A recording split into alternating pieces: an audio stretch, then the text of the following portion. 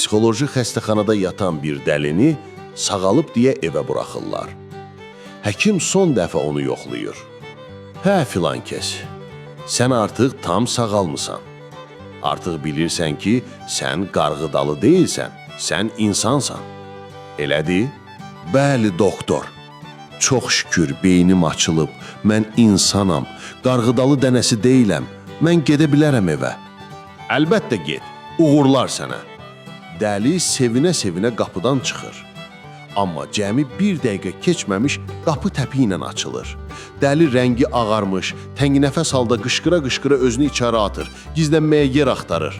Doktor, qapını bağla, tez ol. Orada həyətdə toyuq var, toyuq gəzir həyətdə.